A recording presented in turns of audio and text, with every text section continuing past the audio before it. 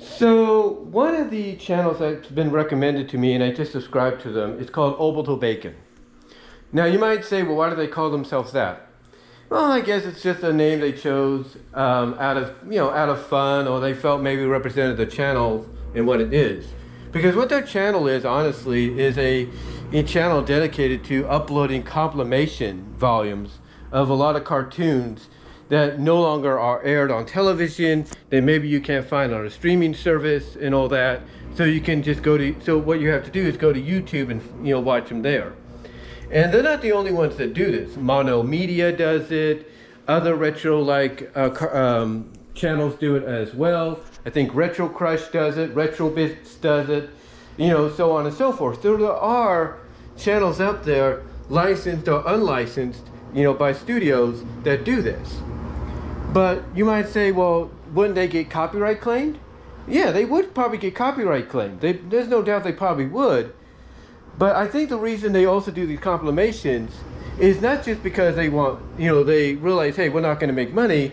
They also do it because they want to share their love of these cartoons that, with other fans out there that may have seen them, growing up in the 80s, the 90s, 2000s and all that, that can't watch them right now because, they're not on any streaming service that they can think of. There's no place where you can watch them. So you got to watch them on YouTube. But they also do compilations, if you will, like let's say the Saturday morning, Sunday morning, weekday afternoon compilations, of 80s, 90s, 2000 cartoons and all that.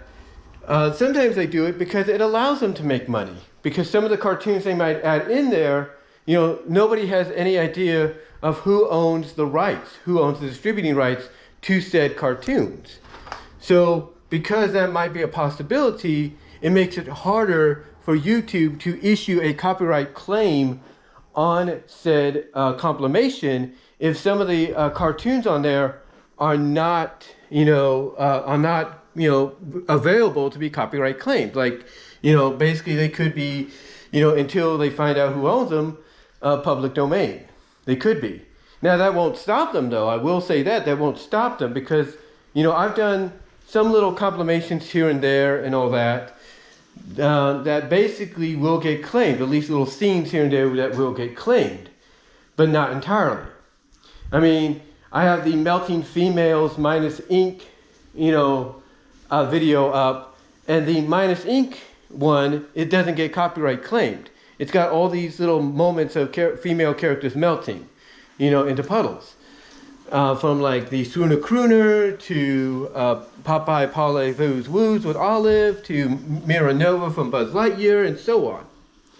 But when I had the original on there, and I still have the original up there, but with the original I should say, it would get copyright claimed because of that one scene.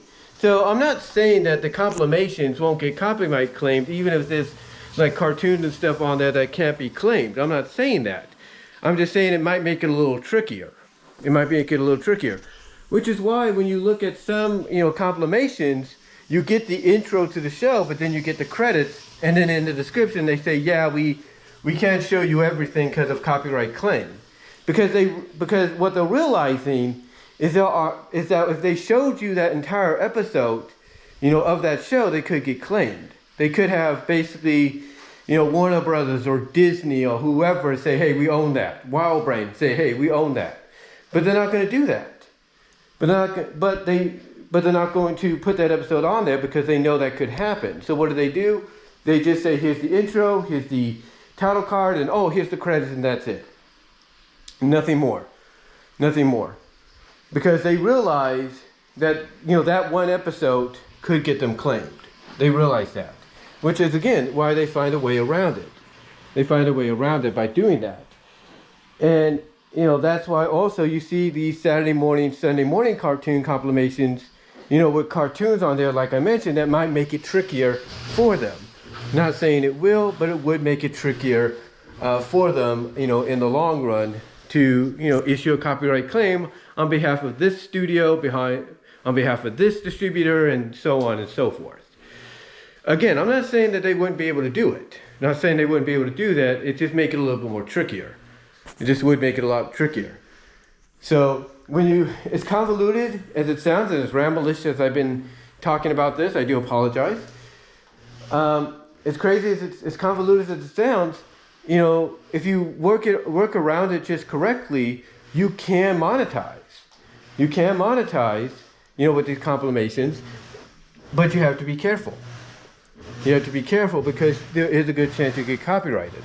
But as I mentioned, I don't think these people mind the copyright, you know, at all, because they're just out here, you know, sharing their love of these cartoons with other people that probably watch them but can't find them elsewhere.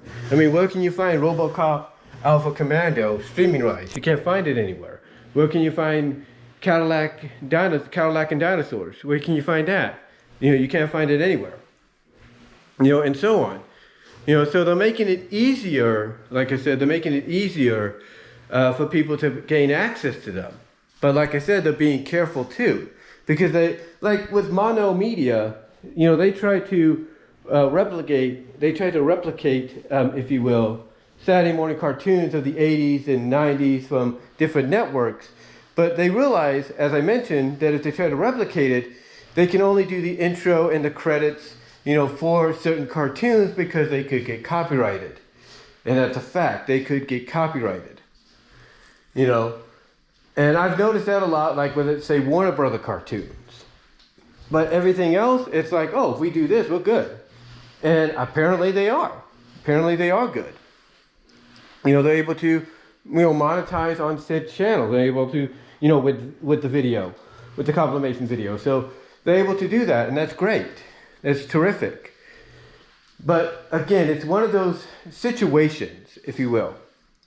It's one of those situations where it's a little tricky, you know, down the line. It's a little tricky here and there, if you will, to get around this. It's a little tricky to get around it at times, but when you do, you're able to maybe make a little money maybe get a little money in your pocket down the, you know, when the opportunity presents itself.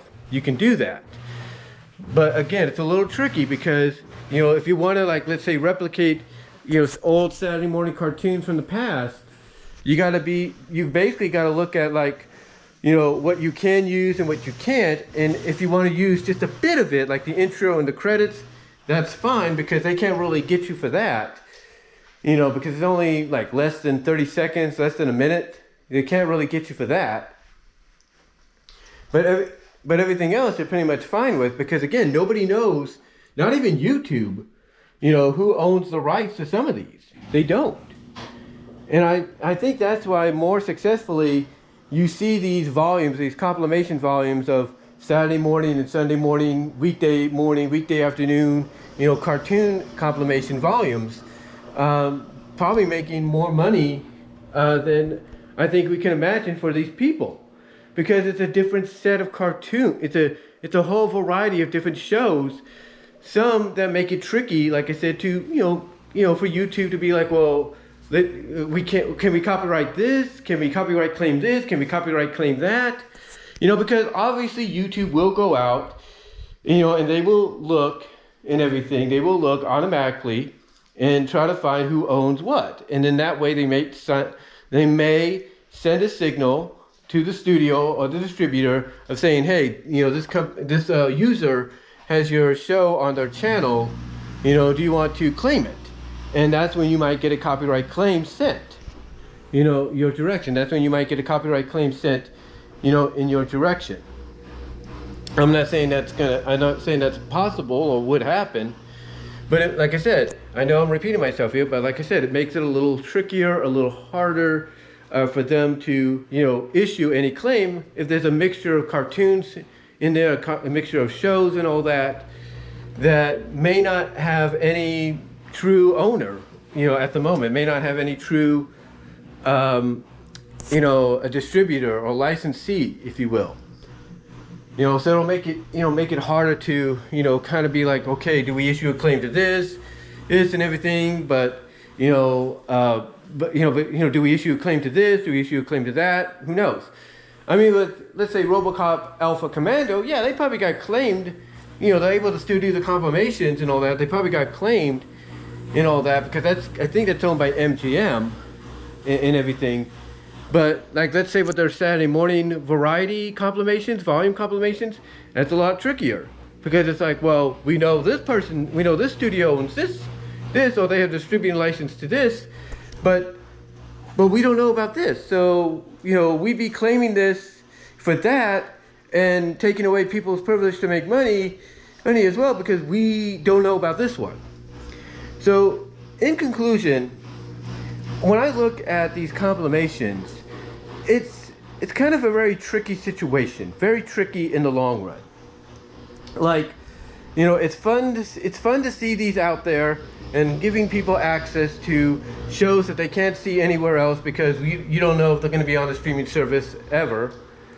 And it also brings together a lot of cartoons and some of the best of episodes of said cartoons under one umbrella. So I do like that. I do appreciate that. And again, like I said, it makes things a little trickier. Like I said, when I re-edited the melting female cartoon thing, and I took out the ink scene from Batman Beyond, I haven't been hit with anything. I have not been hit with anything. I probably will be now that I mention it, but still, I haven't been hit with anything, because they're short clips, you know, and they just get right to the point. You know, they just get right to the point. But I think if you have something a little over that, a little bit like a minute over that, that makes things a little bit more trickier for you to maybe monetize and stuff. But I just wanted to talk about this, guys. I know I sound like I ramble a little bit, but give me your thoughts on these compilation volumes that people like Orbital Bacon and Mono Media put out.